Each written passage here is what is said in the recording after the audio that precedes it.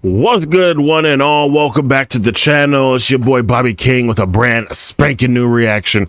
Today I have for you, not gonna lie, highly anticipated, long awaited Resident Evil Requiem, aka Resident Evil 9. This is a hands-on preview. This is pretty much a gameplay trailer, so we get a sneak peek into what this new RE installment is gonna look like.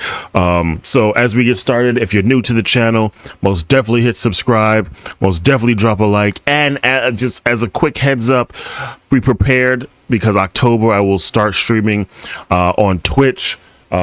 So you could hang out live with me. I'm still putting things together, still setting up a schedule, but once I get that solidified, I will let you guys know. But just beware, October we're gonna start streaming on Twitch, so hang out with your boy live. But until then, let's dive into this reaction.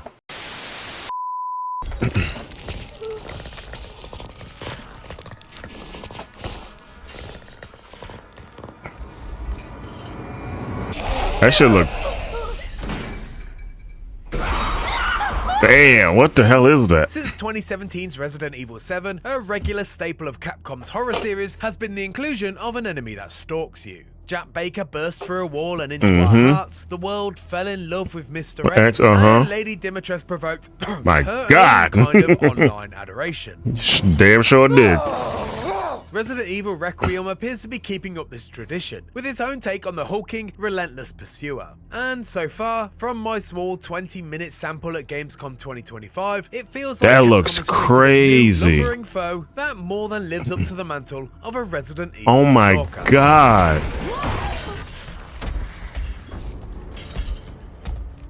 The short demo takes place at the Rhodes Hill Chronic Care Centre and stars our latest protagonist, Grace Ashcroft, who creeps through the dimly lit and suitably spooky setting, armed only with a lighter and glass bottles. While I expect that combat will be a part of the full game, there were no firearms to be seen in this demo, so there's an inherent emphasis on caution while creeping around the clinic's handful of rooms and single long connecting hallway. And if you think that sounds like an incredibly small location to explore, It looked like the hallway from PT. My sample of Requiem lacked any real kind of exploration and was largely a task of collecting item A to open item B, which allowed you to get item C and so forth.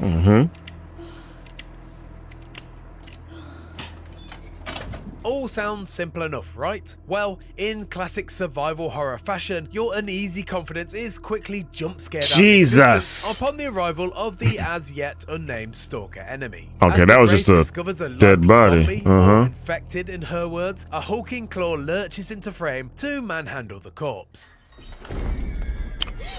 That's crazy. That creature looks like something out of Little Nightmares, bro. Its teeth into the zombie's skull, both demonstrating the beast's sheer mass and how it has little consideration for the iconic fodder of the series. This new stalker is Lady D tall, with the frame of Resident Evil's Lisa Trevor and the vice-like jaw of a Wendigo. She has bulbous eyes, claws for hands, and a Quasimodo-like posture. Once unleashed, this stalker, like its recent relatives, is persistent. This looks crazy. To the sounds, sights, and smells of Grace.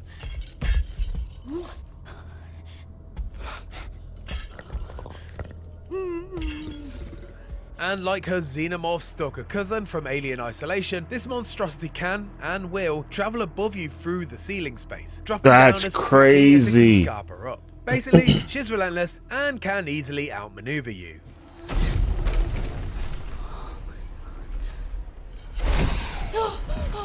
That's crazy. Oh my God. Fortunately, there are a few tools in Grace's arsenal that can help you survive though. The first being the aforementioned glass bottle. As you might expect, they're primarily used as a distraction tool, drawing the stalker's attention to the other end of the hallway and buying you time to slip past. It can also, in theory, be used as a weapon, although I'm not sure I'd recommend it. As with most stalking enemies, you can't kill or even damage Grace's Exactly.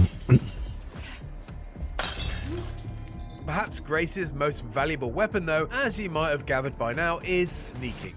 While crouching, you are afforded some moments of mercy, as you take advantage of whatever small pockets of space you can find, be that under tables or behind corners. It's a useful skill, particularly in this is gonna be nerve-wracking. Drawing the attention of the beast is inevitable due to a scripted sequence. It does, however, only buy you a moment to slip by, and even when you reach a safer spot, flicking open your lighter to illuminate the darkness will draw the stalker's attention back to you. Creep as much as you wish, but your pursuer is always hot on your heels, no matter how carefully you tread. That's wild. Interestingly, this new enemy type does have an Jesus. appeal, though. Light. Or, more specifically, the bright white light of a room's ceiling lamp. The tiny flame from the lighter in Grace's hand didn't appear to make any difference. When chasing Grace into a well-lit room, the monster's skin visibly burns, causing her to scream and then retreat.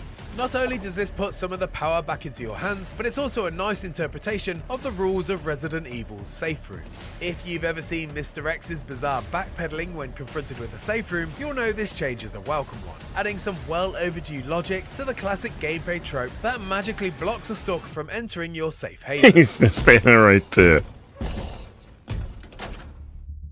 While there was neither Mr. X was cool, but I didn't like Mr. X, bro. That feeling of just being stalked and chased is crazy. Exploring I did do felt, perhaps to no surprise, very familiar. Like Resident Evil 7, Village, and the series in general, you're managing inventory slots, examining items, finding strange keys to unlock strange doors, and fitting fuses into circuit breakers. It's all very traditional, and fans of the series will feel completely at home. The first-person perspective of the more recent mainline games also remains, and at the suggestion of both the developer and myself, it's the optimal way to play a horror sequence like this one. However, you get to choose. Nice. Resident Evil Village, you can also play Resident Evil Requiem from the classic third-person perspective. That's nice. Your choice of camera can be changed on the fly in the menu anytime you wish. Oh, that's dope. You to freely switch and create a different kind of atmosphere. That's nice. It's an interesting choice for a non-remake Resident Evil game, and certainly doesn't feel like an afterthought, even though it may cynically appear to be at first. In a way that perhaps only a AAA budget game can, both viewpoints are extremely well designed, with moments tailored for each experience to maximize the player's fear. In first person, the stalker looms larger and feels significantly more imposing, with the restricted field of vision allowing for scripted scares to have more impact. During the demo, you're forced to make some noise by moving a cart across the room to create a step to reach your next item of importance. With the more focused first-person viewpoint, mid-action you're treated to a giant, claw-shaped signifier of the beast's impending arrival scraping past the window. It's a panic-inducing moment, and one that loses its power when your hyper-specific point of view is opened up wide by a third-person camera. I don't know. I might play this in both perspectives, bro. And has made effort to maintain its scares despite your viewing preference. And in that short gameplay slice, that ethos was perfectly demonstrated. In first person, just after the stalker's introduction, you simply turn around to smoothly run down a hallway as fast as you can, leaving the stalker in your wake. And it's only the sounds of her shambling that follow that remind you that you're actually in danger. Nah, this is wild. It looks good. However, it looks amazing. It's just wild. Stumble and fall, building up the tension to make up for the reduced level of threat produced by the wider vision-granting perspective. It's a lovely touch, and something I'm hoping to see a ton more of in the full game, hopefully providing ample amounts of horror despite your perspective preference. Hey! My short playtime was such a small sample size of Resident Evil Requiem that it's very hard at this early stage to know whether ninth entry Damn, that creature was just killing everybody. To its predecessors. And that's assuming that this scenario in the demo will even feature in the full game at all. There's a distinct possibility of this just being a bespoke demo, something that Capcom has prior experience in with Resident Evil 7's that's true. But even if this is just a tonal example, it's very hard to not be excited for what horrors Resident Evil Requiem has in store for us when this Jesus, do you see that monster?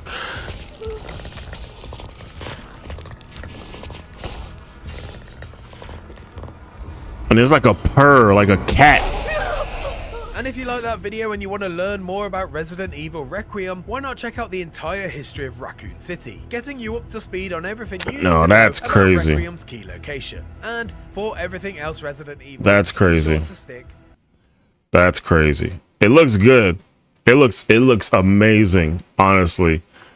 It looks amazing. And the fact that they allow you to play either camera perspective, either third person or first person, and then each has their own specific, like, certain nuances that make each play style still kind of have that fear kind of that it's trying to give, you know. It's amazing and it looks good. I like this new creature. I like it. It just reminds me of like something in like I said, it reminds me of something out of Little Nightmares.